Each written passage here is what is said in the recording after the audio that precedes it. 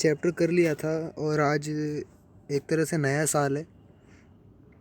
3 जनवरी 2022 चल रही है, तो होप आपको काफ़ी कुछ सीखने को मिलेगा इस साल और काफ़ी कुछ सीखेंगे, प्रोडक्टिव रहेंगे। Let's talk about the summary now. तो चैप्टर 2 हमारा चल रहा था और सब कुछ हो गया था, समरी और क्वेश्चन आंसर रह गए थे। आज वही डिस्कस कर लेते हैं। समरी तो छोटी मोटी है। Physics is a quantitative science based on measurement of physical quantities, है ना। हमने कौन सी quantities, length, mass, time, electric current, thermodynamic temperature, ये सारी चीज़ों को देखा। ठीक है, तो the certain physical quantities have been chosen as fundamental या बेसिक क्वांटिटीज़। ठीक है, फिर आते हैं each basic quantity is defined in terms of certain basic या arithmetic chosen but properly standardised reference standard call unit, जैसे मीटर, किलोमीटर, किलोग्राम, सेकेंड, है ना। The unit of the fundamental or basic quantities are fundamental or basic units. Third point है, other physical quantity derived from the basic quantity can be expressed as a combination of basic, जिनको कहते हैं derived quantity। ठीक है, और international system of unit यानी SI unit based on 7 base units, जो कि मैंने आपको टेबल में भी बता रखा था। The SI unit are used in all physical measurement. Base quantities derived quantity obtained from them, जैसे जूल, न्यूटन, वॉट हो गया। 6 पॉइंट कहता है ऐसा यूनिट है well defined and internationally accepted unit symbol. ठीक है, जैसे न्यूटन का एन हो गया, एम्पियर का ए हो गया। Physical measurement are usually expressed for small and large quantity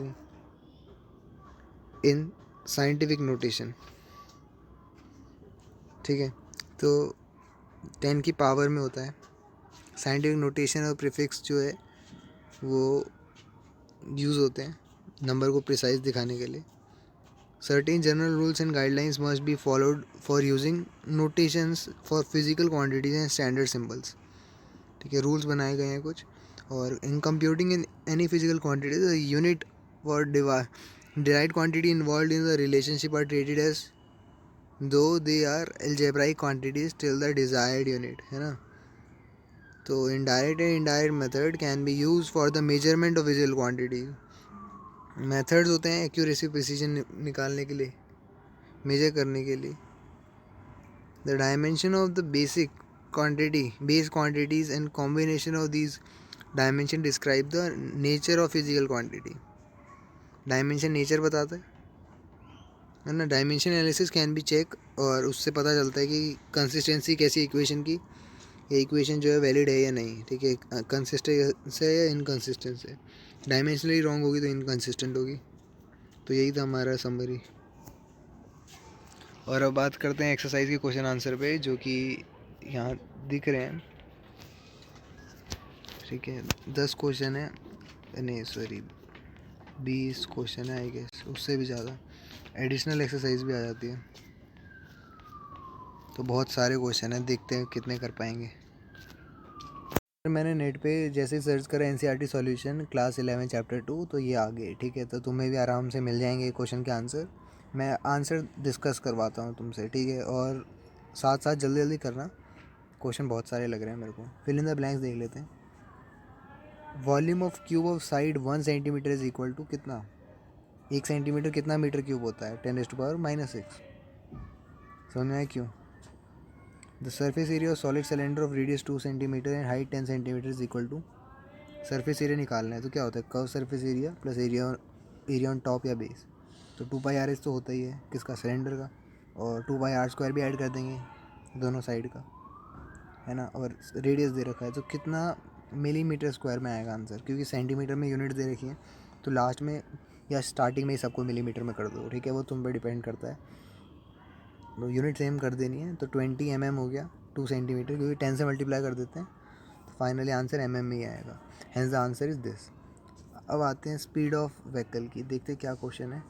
कह रहे व्हीकल मूव कर रहा है इतने स्पीड से, km/h की स्पीड से, covers dash in 1 metre in 1 minute. तो बताओ कितने, 1 मिनट में कितने मीटर चलेगा। ठीक है, रिलेटिव डेंसिटी अगला ही पढ़ लेता हूँ। लेट दे रखी है रिलेटिव डेंसिटी, तो इट्स डेंसिटी इज डैश ग्राम पर सेंटीमीटर क्यूब और डैश kg पर मीटर क्यूब। बेसिकली यहाँ पे यूनिट कन्वर्जन चल रहा है, और बस हमें ध्यान रखना है कि चीज़ें प्रिसाइज होनी चाहिए, चीज़ें ठीक होनी चाहिए, है ना। तो किलोमीटर पर आवर को मीटर पर सेकेंड में करने के लिए 5/18 से मल्टीप्लाई करते हैं, है ना। नहीं पता है तो याद रख लेना, या डायरेक्ट हम ऐसे 1000/3600 भी बोल सकते हैं, सिंपल हो जाता है कैलकुलेशन। तो 5 मीटर पर सेकेंड आएगा, तो 1 सेकेंड में 5 मीटर चल जाएगा। फिर रिलेटिव डेंसिटी दे रखी है, ठीक है, लेड की।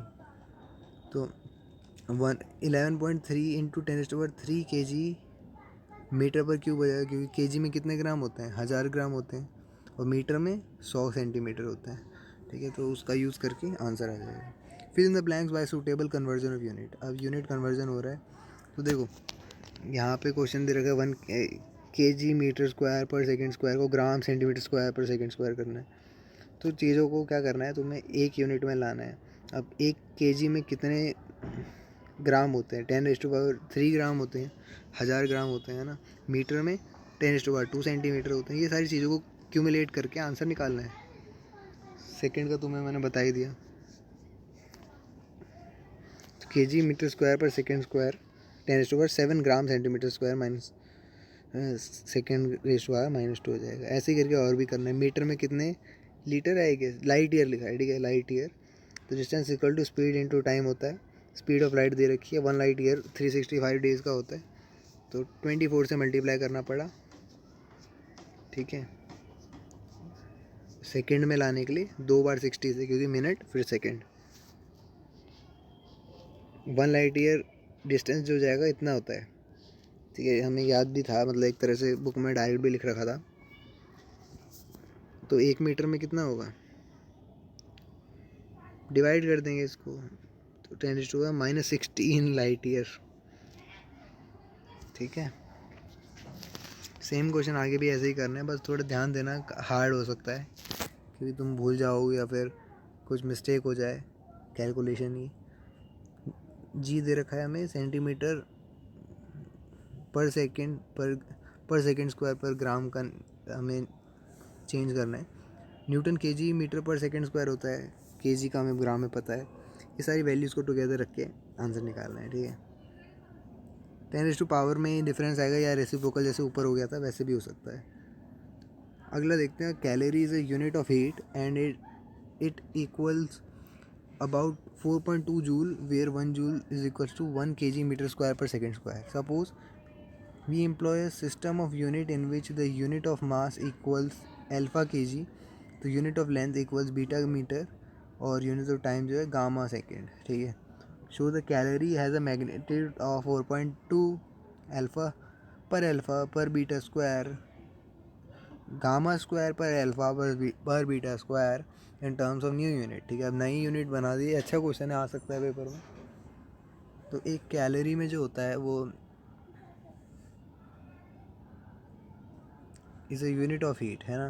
तो यहाँ पे दे रखा है एक कैलोरी 4.2 जूल होता है, और जूल कितना होता है, केजी मीटर स्क्वायर पर सेकेंड स्क्वायर, है ना। तुम्हें वर्क का फॉर्मूले से भी निकाल सकते हो। तो given unit upon new unit कर लेते हैं, m1/m2 x y and z। तो डायमेंशनल फार्मूला ऑफ एनर्जी जो होता है वो m1L2T-2 होता है। तो यहाँ पे x1 है, y2 है और z-2 है ना। तो m1 1 है kg, L1 1 metre, T1 T second, और m2 वगैरह में अल्फ़ा बीटा गामा दे रखे हैं, ठीक है, रिस्पेक्टिव यूनिट के साथ। तो कैलोरी अपॉन न्यू यूनिट जो हो जाएगी 4.2, 1/अल्फ़ा (1) (2) (-2) रखने के बाद कैलोरी की नई यूनिट इस तरह से आ जाएगी, ठीक है। तो ये नई यूनिट का फार्मूला था, कुछ नहीं है, बस कंपेयर करना है और हमारा रिजल्ट जो आएगा वो ऐसे आ जाएगा। Explain this statement clearly. To call a dimensional quantity large और small is meaningless without specifying a standard for comparison. In view of this, reframe the following statement wherever necessary. Atom are very small object, ठीक है। A jet plane move with great speed, ठीक है। ऐसा बोल पाना कि भाई एक चीज़ बहुत छोटी, एक चीज़ बहुत बड़ी है, ये पॉसिबल ही नहीं है अगर हम कोई रेफरेंस ना दें, ठीक है। अगर मैं बोलूँ कि अर्थ का मास जो है बहुत कम है यार, अब लोग बोले कम कैसे, मैं बोलूँगा कि गैलेक्सी के रेफरेंस में ले रहा हूँ, तो ये तो देखो रेफरेंस आ गया ना। अलग अलग चीज़ का। अब मैं बोलूँगा एक एक चींटी आंट का मास बहुत ज़्यादा है, कैसे? मैं एटम के मास से कंपेयर कर रहा हूँ, ठीक है। ये सारी चीज़ें हैं, तो रेफरेंस ज़रूरी है। तो in comparison soccer ball atom are very small compare. Bicycle से अगर जेट प्लेन को रखेंगे तो हाई स्पीड में जेट प्लेन है। ये सारे कंपैरिजन आ जाते हैं। 2.5 कह रहा है, यानी फिफ्थ क्वेश्चन कह रहा है new unit of length is chosen such that the speed of light in vacuum is unity. ओहो भाई, कितना बढ़िया क्वेश्चन है यार, ये आंखें खोल देता है। देखो, speed of light in vacuum क्या होती है? अप्रॉक्स 3 × 10⁸ मीटर पर सेकेंड होती है। कह रहे स्पीड ऑफ लाइट वैक्यूम में 1 हो गई। एक ऐसी यूनिट ऑफ लेंथ ली हमने। तो what is the distance between sun and earth in terms of new unit in if light take 8 minute and 20 second to cover this distance. ठीक है, तुम्हें पता होगा कि लाइट जो है वो सन से अर्थ की तरफ आती है, तो 8 मिनट 20 सेकेंड लेती है। तो इस नई यूनिट में क्या होगा? ठीक है, क्वेश्चन इंपॉर्टेंट है।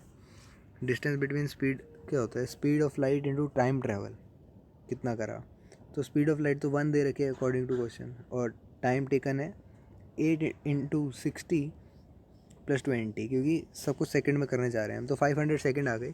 तो distance travel between sun and earth जो हो जाएगा 1 × 5 यूनिट हो जाएगा, 500 यूनिट आ जाएगा answer.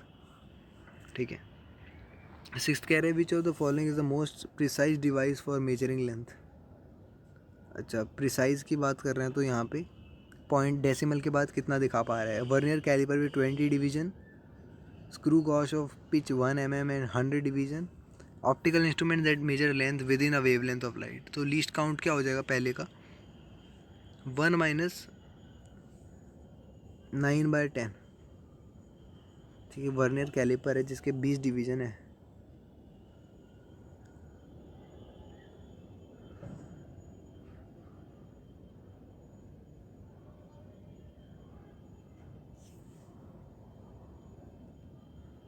Pitch upon number of division दे रखा है 1/1000।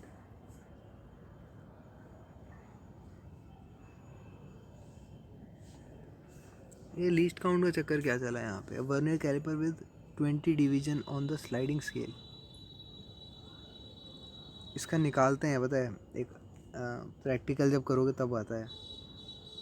फिर भी मैं कोई लॉजिक देखता हूँ। 1 - 9/10।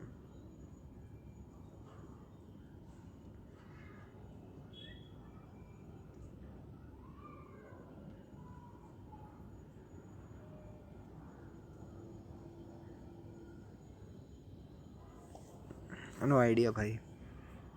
सी पार्ट पे आते हैं। कह रहे हैं कि वेवलेंथ जो नाप सकता है, तो 10⁻⁵ सेंटीमीटर हो गया।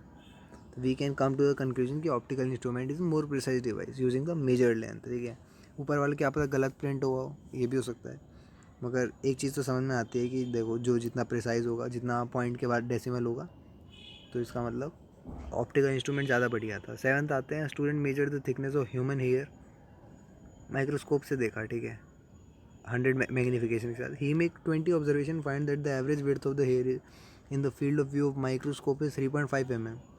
तो क्या एस्टिमेशन है on the thickness of hair? ठीक है, एवरेज विड्थ ऑफ हेयर उसने बता दी, तो क्या थिकनेस होगी? मैग्नीफिकेशन माइक्रोस्कोप 100 दे रखा है, तो average width of the hair जो है वो 3.5 mm है। तो एक्चुअल थिकनेस ऑफ हेयर क्या हो जाएगी? 3.5/100 कर देंगे, यानी जितना mm का लेंस है, तो आंसर आ जाएगा।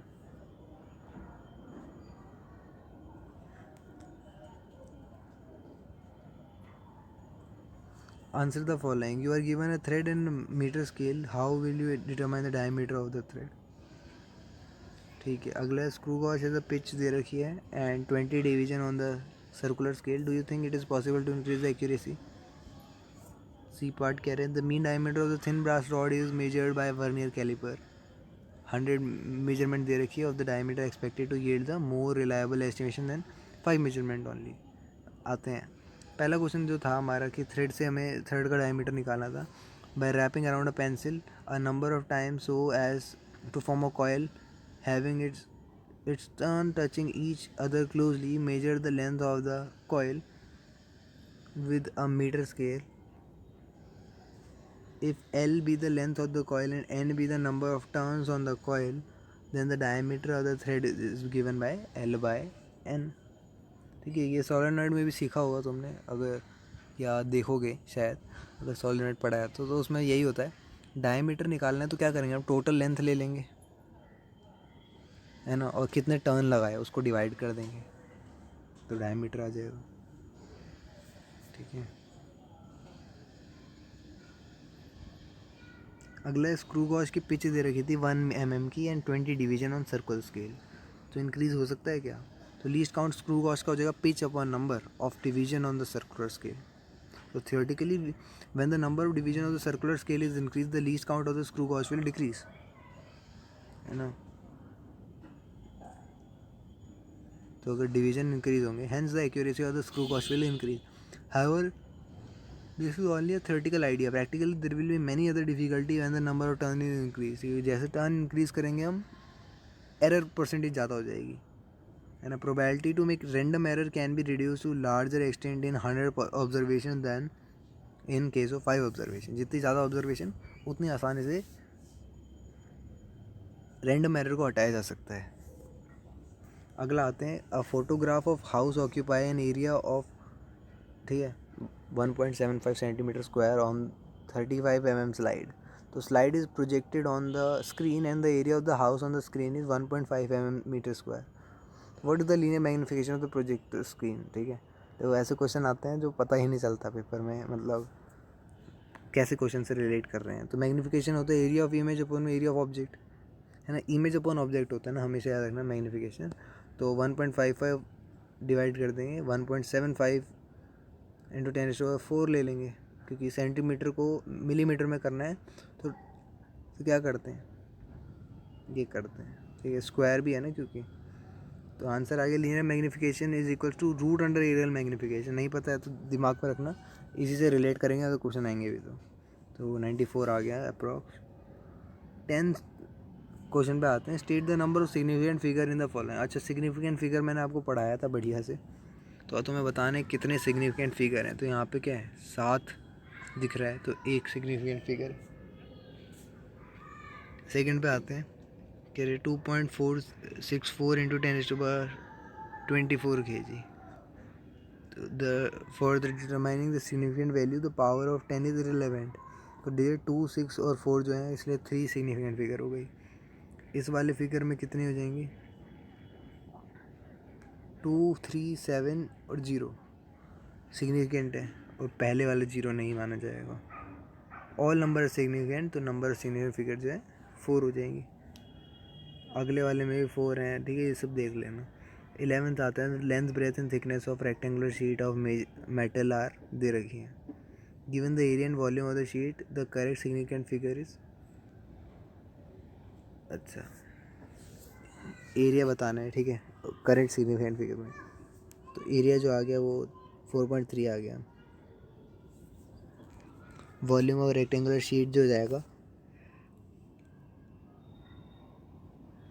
वो इतना आ जाएगा. The mass of a box measured by a grocer balance is this. Total mass बताओ, ठीक है, और सिग्निफिकेंट मास को बताना है. चलो अगला कह रहा है फिजिकल क्वांटिटी. हाँ, ये देखो, ये पेपर में आता है ऐसा क्वेश्चन, 13th वाला. तो physical quantity P is related to 4 observables A B C and D as follows. Percentage of error of measurement in A B and C D are दे रखे हैं 1 2 3 4, है ना, 1 3 4 2. What is the percentage error in the quantity P. If the value of P, calculate value using the relation. ठीक है, ये सब calculate आ गई, तुम इतना समझ जाओगे तो पता चल जाएगा. तो अगर मैं इसको डेल पी बाई पी लूँ तो 3 आ जाएगा आगे, del A by A plus 2 del B by B. ये समझ में आ रहा है, हाफ क्यों आ गया है और डी खाली क्यों रह गया, क्योंकि रूट सी के अंदर ही है. अब बाकी सारी वैल्यूज़ को पुट कर देना, परसेंटेज लगाने के लिए 100 से मल्टीप्लाई कर देंगे, है ना. तो डेल ए बाई ए हमें क्वेश्चन में दे रखा है, इंटू 100 मतलब परसेंटेज दे रखा है.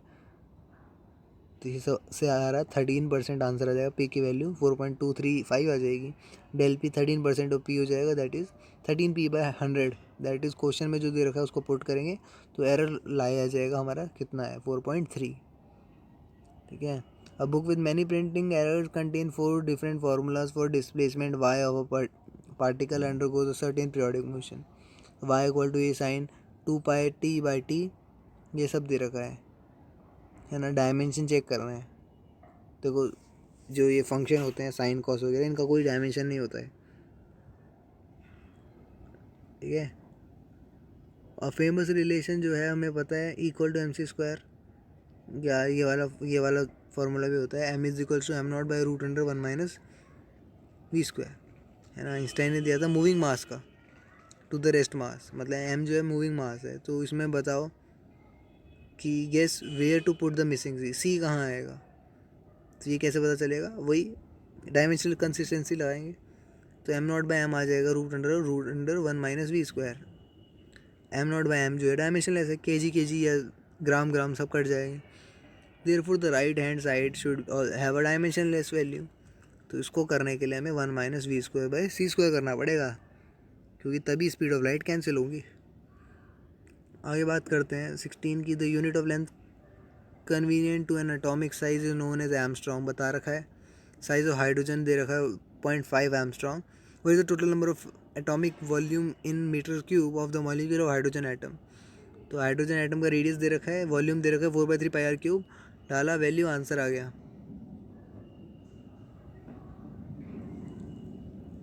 हाँ, एवोगैड्रो मोल लेगा, ठीक है, एटम लेगा।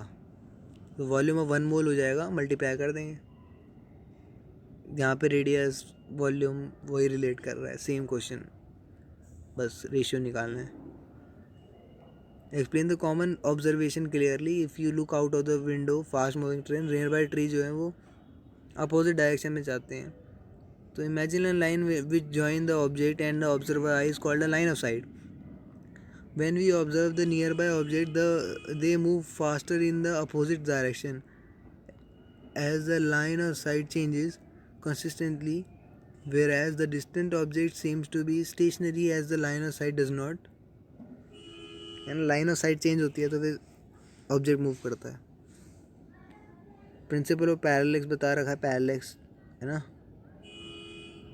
is used in the determination of distance of very distant star. So baseline AB is the line joining the Earth's two locations 6 months apart in the orbit around the Sun.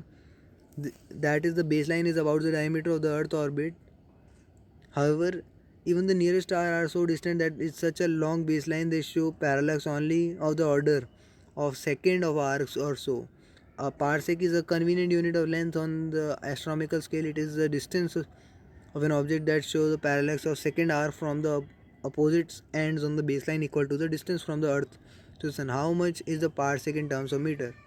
ठीक है, इतना सारी कहानियाँ बोलने के बाद last में पूरे पार्सेक को मीटर में बताओ, ठीक है। तो एक अच्छी बात यह है कि जब एक चीज़ समझ में आती है कि क्वेश्चन जब पढ़ते हो ना, लंबे क्वेश्चन को आखिर में पढ़ लेना, क्वेश्चन मांग क्या रहा है, क्योंकि तुम आखिर में पढ़ते हो फिर तुम दोबारा से क्वेश्चन को पढ़ते हो। क्योंकि क्वेश्चन में पूछ रहा था कि राम मोहन का क्या था, तो अब ऊपर दोबारा पढ़ना पड़ेगा, है ना। तो नीचे पहले पढ़ लो राम मोहन का क्या था, फिर नीचे सर्च करोगे, जब तुम पढ़ना शुरू करोगे तुरंत मिल जाएगा। तो जस्ट एन एग्जांपल बता रहा हूँ कि ऐसा राम मोहन वाले क्वेश्चन आते नहीं है, अगर समझ गए होंगे। डायमीटर ऑफ अर्थ दे रखा है, रेडियस ऑफ अर्थ दे रखा है, पैरेलैक्स एंगल दे रखा है 1 सेकेंड का, दैट इज़ रेडियन में इतना होता है, ठीक है। ये हमने कहाँ निकाला था, एग्जाम्पल में ही निकाला था। Let the distance of the star be D मान लेते हैं। Parsec is defined as the distance at which the average radius of the earth orbit around the subtend angle of second, ठीक है, 1 सेकेंड का। तो डी हो जाएगा हमारा रेडियस ऑफ अर्थ को आर ले लिया हमने और नीचे डिवाइड कर दिया एंगल से, ठीक है। ये डिस्टेंस है हमारा, ऐसे बोलते हैं ना, length equal to arc upon radius, है ना। यार रेडियस तो हमें पता है, तो वैल्यूज डाली और आंसर निकालें। पार्सेक आगे इतना। Nearest star to our solar system is this. How much is the distance in terms of parsec, parsec के टर्म में निकालना है, हो जाएगा। ये रिलेशन यार ये पढ़ के रखना, तो ये थीटा इक्वल टू डी/डी का लिया था, वही कॉन्सेप्ट लगाना है यहाँ। Precise measurement of physical quantities are of need of science also where you can give a quantitative idea of precision needed. So precise measurement is essential for development of science. The ultra short laser pulse is used for measuring the time travel. X-ray spectroscopy is use to find the interatomic separation to measure the mass of atom, है ना। सन hot plasma है, सन गर्म होता है बहुत। बोले in what range do you expect the mass density of sun to be in the range of density of solid और liquid, किस रेंज में होगी भाई, वॉल्यूम पता है हमें, डेंसिटी पूछ रहे हैं, मास अपॉन वॉल्यूम निकाल देंगे, ठीक है। जुपिटर प्लैनेट दे रखा है, डिस्टेंस दे रखा है, अच्छा मिलियन किलोमीटर में, आर्क वगैरह बता रखे, डायमीटर बता दो। डायमीटर क्या होगा, theta into D, capital D, है ना। इसको यूनिट में चेंज कर लेना अगर ज़रूरत पड़े तो। Man walking briskly in rain speed दे रखी है, हाँ। Must slant his umbrella forward to make an angle, ठीक है। साइड से बारिश, तिरछी बारिश होती है ना कभी कभी, तो हमें बताना है student drive the following relation, ठीक है। रिलेशन निकाली, tan थीटा वी होता है is equals to V and check the relation, limit दे रखी है। Do you think the relation is correct. देखो कोई भी क्वेश्चन आए और तुम्हें लगता हो कि रिलेशन मांग रहा है ना, तो डायमेंशनली चेक करना सबसे आसान रहता है और सेकंड चैप्टर से रिलेट करता है। मैं ऐसा इसलिए बोल रहा हूँ क्योंकि अभी तो तुम्हें पता है सेकंड चैप्टर चल रहा है, मगर पेपर में आएगा तो कैसे पता चलेगा कि ये सेकंड चैप्टर से पूछा गया है। तो एक छोटे सा काम होगा, डायमेंशनल कंसिस्टेंसी चेक कर लेना, अगर हो रहा है तो बढ़िया है भाई। तो रिलेशन जो जाएगा v by u is equal to tan theta हो जाएगा, क्योंकि v तो क्या होता है LT-1, इसलिए डायमेंशनली करेक्ट करना पड़ेगा। It is claim that the 2 cesium clock if allowed to run for 100 years free from any disturbance may differ by only about 0.02 second with what does this imply for the accuracy, ठीक है। Accuracy का क्या पता चलता है इससे, देखो 100 साल का टाइम दे रहा हूँ मैं, अगर सेकंड की बात करें तो इतने सारे एरर इन 100 सेकंड में 0.02 है, तो एक सेकंड में एरर कितना है, 10⁻⁻12 है, ठीक है। तो accuracy of the standard caesium clock जो है वो बहुत तगड़ी है। Estimate the average mass density of sodium atom assuming its size to be, angstrom में दे रखा है।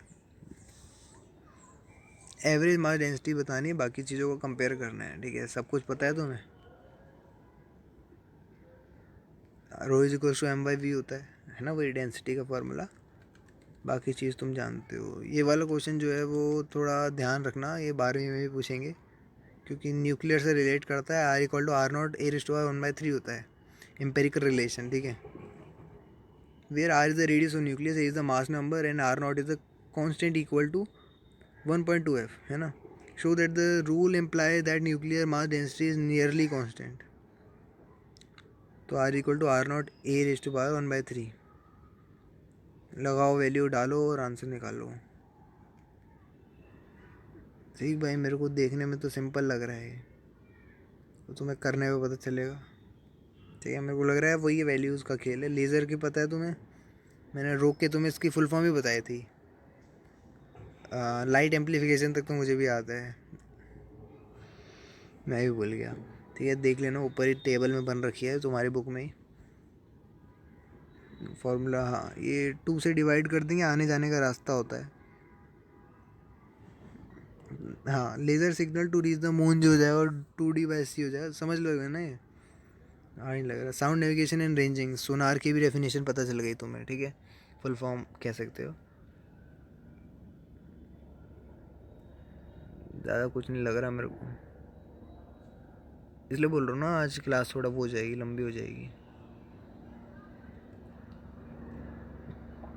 ये बहुत से क्वेश्चन तुम कर सकते हो। हाँ, क्वाज़र्स क्या होते हैं, these objects have many puzzling features, ठीक है। The farthest object in our universe discovered by modern astronomer are so distant that light emitted by them take billion of year to earth पे रीच करने के लिए, यानी हमें जो मिलेगा वो बिलियन ईयर पहले की लाइट मिल रही होगी, सोच रहे हो। तो बताना है what is the distance in kilometre of the quasar from which light take 3 billion years to reach us. तो बताओ भाई कितना दूर होगा जो 3 बिलियन ईयर लग रहे हैं, 10⁻24 मीटर डिस्टेंस पे है, ठीक है। It is well known that during total eclipse disc of moon, है ना, ये पता है तुम्हें, अमावस पूर्णिमा वगैरह। एंगल तुम निकाल देना इसका, ठीक है। अच्छा, आखिरी क्वेश्चन था ये, अच्छी बात है, ठीक है। समझ जाओगे तुम, ठीक है। इतना है नहीं कुछ कि ये, क्योंकि कुछ एडिशनल क्वेश्चन थे आई गेस। कौन सा क्वेश्चन था ये, क्वेश्चन नंबर 32 एडिशनल क्वेश्चन थे ये, तो ये जस्ट इन केस अगर पेपर में आता भी है तो फिर तुम कर लोगे, ठीक है नहीं, बस कैलकुलेशन देखो, उसमें ज़्यादा समय मत बर्बाद करना। कैलकुलेटिव तुम अपना दिमाग खोल के रखोगे और फार्मूला समझ लोगे ना, तो भी बात बन जाएगी। बस आज की क्लास में इतना ही यार। और हमने फाइनली आखिरी चैप्टर भी, सॉरी सेकंड चैप्टर भी, यूनिट एंड मेजरमेंट कर लिया है, ठीक है। आज आखिरी वीडियो थी, आज आखिरी लेक्चर था। लगभग 8 या 9 लेक्चर दे चुका हूँ मैं इस चीज़ पे, और मुझे नहीं लगता था इतना देना चाहिए था बेसिकली, मगर शुरुआत है तो चलेगा, है ना। ऐसे और भी हैं, और भी चैप्टर हैं जिनमें टॉपिक लंबा है थोड़े, तो साथ जुड़े रहे, जो चीज़ें समझ रहे हो यार बहुत बढ़िया है, ऐसे बढ़ो आगे। और फिज़िक्स है ब्रो, चलो।